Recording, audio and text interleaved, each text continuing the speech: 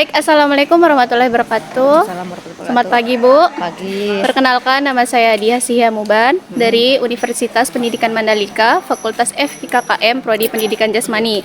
Di sini saya ingin mewawancarai Ibu dengan beberapa pertanyaan terkait anak ABK. Baik, pertanyaan yang pertama yaitu berapa lama Ibu mengajar sebagai guru olahraga di SLB? Saya mengajar di sini baru 1,5 tahun. Sebelumnya saya mengajar di SMA reguler. Terus yang kedua, apa motivasi Ibu memilih mengajar di SLB? Sebenarnya awalnya tidak ada motivasi ya, karena jujur saja ini karena memang saya mau mutasi, jadinya yang kosong di sekolah SLB ini. Tapi setelah saya menjalani di sini, ini lebih banyak bersyukur jadinya di sini ya, seperti itu sih. Baik, pertanyaan ketiga. Bagaimana Ibu menyelesaikan materi olahraga dengan kemampuan masing-masing siswa? Oke. Jadi untuk menyesuaikannya untuk anak-anak ya spesial di sini ya, kita bilangnya anak spesial.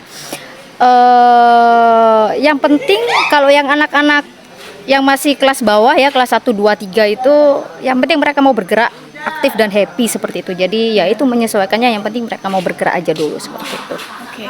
Jadi kalau dia nggak mau bergerak itu gimana, Ibu? Ya, kita harus bujuk, kita harus tuntun seperti itu ya. Jadi gurunya lebih sehat di sini. Harus sabar ya, Ibu? Iya, harus sabar. Ikut-ikutan lari, ikut-ikutan membimbing seperti itu. Baik. Terus yang keempat, apa strategi Ibu untuk menjaga perhatian dan fokus siswa selama pembelajaran?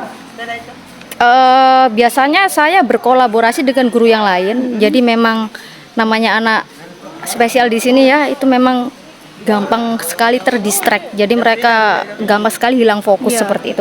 Jadi memang kita harus pegang anaknya. Memang ada juga sebagian besar juga tidak mengerti instruksi ya, belum mengerti instruksi. Jadi ya itu untuk mengakali itu ya. Untuk mengakali itu tuh ya kita harus pegang anaknya, kita tuntun, kita ajak berlari seperti itu. Baik. Terus apa kendala yang paling sering dihadapi dalam mengajar olahraga di SLB? Kendalanya Banyak sepertinya, Bu.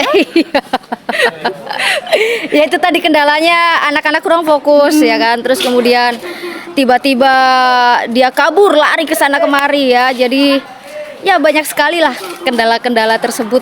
Cuma ya itu makanya harus berkolaborasi dengan guru kelas biasanya. Jadi kalau di SLB itu guru mapel seperti olahraga atau agama itu biasanya memang didampingi oleh guru kelasnya. Memang harus dibantu ya, karena ya itu tadi kan anak-anaknya banyak, apalagi olahraga itu kelas gabungan dia. Ya, Dari semua kelas gitu. Dari beberapa kelas. Iya, jadi satu dari beberapa kelas. Misal kan di sini ini ya, bukan per jenjang kayak kelas 1, 2, 3 enggak. Jadi misal perketunaan. Jadi misal Grahita kelas 1, 2, 3 dicampur. Nah, jadi satu kelas seperti itu ya. Jadi ya banyak kendalanya itu tadi ya. Baik.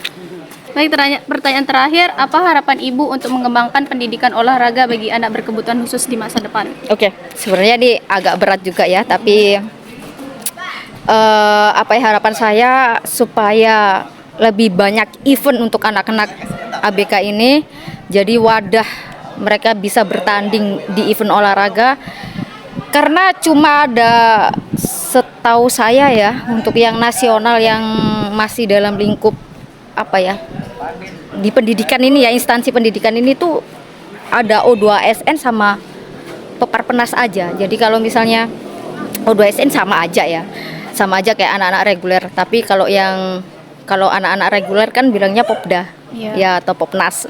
Kalau yang anak-anak ABK ini bilangnya Peparpenas ya. Jadi Pekan Paralimpik Pelajar Nasional seperti itu ya. Jadi semoga aja kedepannya itu pemerintah atau ya baik pemerintah pusat ataupun pemerintah daerah itu lebih sering mengadakan event-event olahraga yang khusus untuk anak-anak ABK ini, karena mereka ini banyak juga yang berpotensi di bidang olahraga seperti itu sih. Baik.